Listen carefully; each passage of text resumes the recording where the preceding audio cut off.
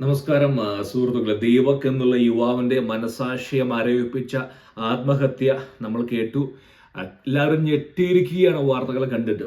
ഞാൻ പറയാൻ പോകുന്ന കാര്യം വളരെ ചുരുക്കി പറയാം. അതായത് കാലം മാറിയിരിക്കുകയാണ്. ഓക്കെ, നിയമം, പോലീസ്, കോടതി, ഈ മൂന്ന് കാര്യങ്ങളും പല യുവതികളെയും അഹങ്കാരികളാക്കി മാറ്റിയിരിക്കുകയാണ്. ആൺകുട്ടികൾ സൂക്ഷിക്കുക, പ്രത്യേകിച്ച് തിരക്കുള്ള ഇടങ്ങളിൽ ജാഗ്രത പുലർത്തുക. സ്ത്രീ സുരക്ഷ അതിര് കടന്നിരിക്കുകയാണ്. അതിനാൽ അഹങ്കാരം അതിര് വിട്ടിരിക്കുകയാണ്. ഫെമിനിസം എന്ന് പറയുന്ന മൂവ്മെന്റിന് അഗെയിൻസ്റ്റ് അല്ല. 60കളും 70കളും ആരംഭിച്ചൊരു മൂവ്മെന്റ് ആണ്. കുടുംബം വേണ്ട, കുട്ടികൾ വേണ്ട, മതം വേണ്ട, അങ്ങനെയുള്ളൊരു മൂവ്മെന്റ്. അതായത് പട്ടാളം വേണ്ട, പോലീസ് വേണ്ട. ഞാൻ ഫെമിനിസ്റ്റുകൾക്ക് അഗെയിൻസ്റ്റ് അല്ല. അതായത് മേലാളന്മാര് മാവിൽ മാങ്ങയല്ല തേങ്ങയാണ് എന്ന് പറയുമ്പോൾ ചോദ്യം ചെയ്യുന്ന തലമുറ ഉണ്ടാക്കിയിരിക്കുന്ന ഫെമിനിസ്റ്റ് മൂവ്മെന്റ് ആണ്. എഗെയിൻസ്റ്റ് അല്ല.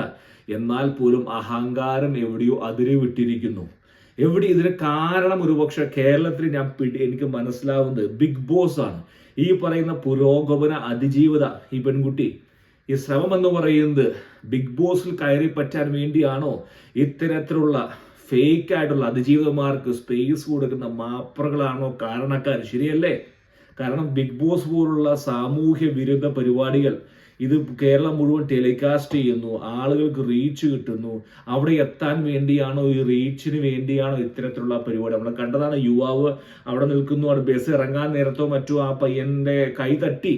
അത് അബദ്ധവശാൽ തിരക്കുള്ള ബസ്സിൽ നമുക്കറിയാം സംഭവിച്ചേ പറ്റൂ. ഇനി ആൺകുട്ടികൾ ശ്രദ്ധിച്ചേ പറ്റൂ. തിരക്കുള്ള സ്ഥലങ്ങളിൽ നിങ്ങൾ കാണുന്ന ഓരോ പെൺകുട്ടിയും നിങ്ങളുടെ പെങ്ങന്മാരെ പോലും, അമ്മമാരെ പോലും, അല്ലെങ്കിൽ അയൽക്കാരി ചേച്ചിമാരെ പോലെ ആയിരിക്കില്ല. സൗഹൃദ മനോഭാവമായിരിക്കില്ല.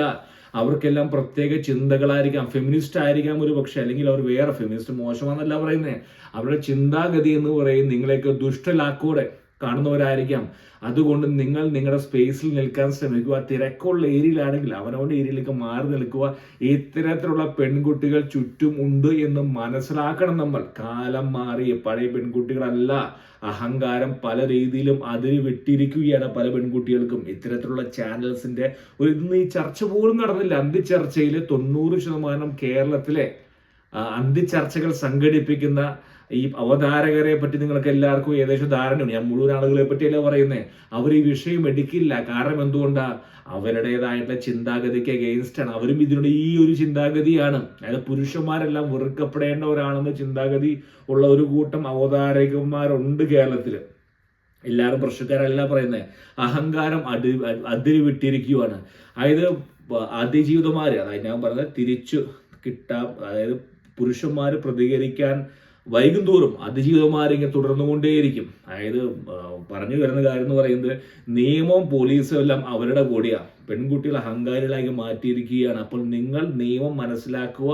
ഇത്തരത്തിലുള്ള പ്രശ്നങ്ങൾ ചെന്ന് പെട്ടുകഴിഞ്ഞ് നിയമം നിങ്ങൾക്ക് അറിഞ്ഞിരിക്കണം എന്ത് വേണമെന്ന്. നിങ്ങൾ പ്രതികരിക്കുക എന്ന് പറയുന്നത് നിയമത്തിന്റെ ഉള്ളിൽ നിന്നുകൊണ്ട് പ്രതികരിക്കുക. ഒളിച്ചോടരുത്. കാരണം ഒളിച്ചോടിക്കഴിഞ്ഞാൽ ഇതാണ് വരാൻ പോകുന്നത്. എന്താ ഉണ്ടാവാൻ പോകുന്നത്? ഇവരെല്ലാവരും കൂടി നമ്മളെ പഞ്ഞിക്കിടും. അതുകൊണ്ട് നിയമം മനസ്സിലാക്കുക. ഇപ്പൊ വിദേശ രാജ്യങ്ങളൊക്കെ ആണെങ്കിൽ ഈ വ്യാജ പരാതി കൊടുക്കുന്നവരെ സ്വത്തുക്കളെ കണ്ടുകെട്ടാം.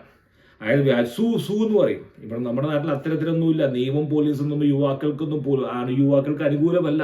പക്ഷെ നിങ്ങൾ പ്രതികരിച്ചേ പറ്റൂ. കാരണം പ്രതികരിക്കാതെ ഇത്തരത്തിലുള്ള ആത്മഹത്യയല്ല ഇതിനുള്ള പോകുംവഴി. ഇത് നാളെയും വരും, മറ്റന്നാളും വരും. ബിഗ് ബോസ് എന്നുള്ള ഈ ഒരു പ്രസ്ഥാനം കേരളത്തിൽ ഉള്ള കാലം വരെ ഇത്തരത്തിൽ പെൺകുട്ടികൾ റീച്ച് കിട്ടാൻ വേണ്ടി റീൽസ് ഉണ്ടാക്കിയിടും. ഇൻസ്റ്റഗ്രാമൊക്കെ നിരോധിക്കണം എന്നല്ല പറയുന്നത്. ഈ കണ്ടന്റുകൾ നിങ്ങൾ നിരാകരിക്കണം. ഇവരൊക്കെ ഇത്തരത്തിലുള്ള ആളുകൾ കണ്ടന്റുമായി മുന്നോട്ട് വരുമ്പോൾ അതിനെ നിരാകരിക്കണം. മലയാളികൾ മനസ്സിലാക്കണം, ഇങ്ങനെയുള്ള ആളുകൾ, ഈ മനോരോഗമുള്ള ആളുകൾ നമ്മുടെ ഇടയിൽ ഉണ്ട്. അപ്പോൾ നിങ്ങൾ കരുതിയിരിക്കുക നമ്മളാണെങ്കിൽ. ഞാൻ വീഡിയോയുടെ ഉദ്ദേശം കരുതിയിരിക്കുക. നിങ്ങൾ പൊതുസ്ഥലങ്ങളിലാണെങ്കിൽ ചുറ്റും ഇത്തരത്തിലുള്ള കഴുകൻ കണ്ണുകളുമായിട്ടുള്ള അതിജീവിതമാരുണ്ട്.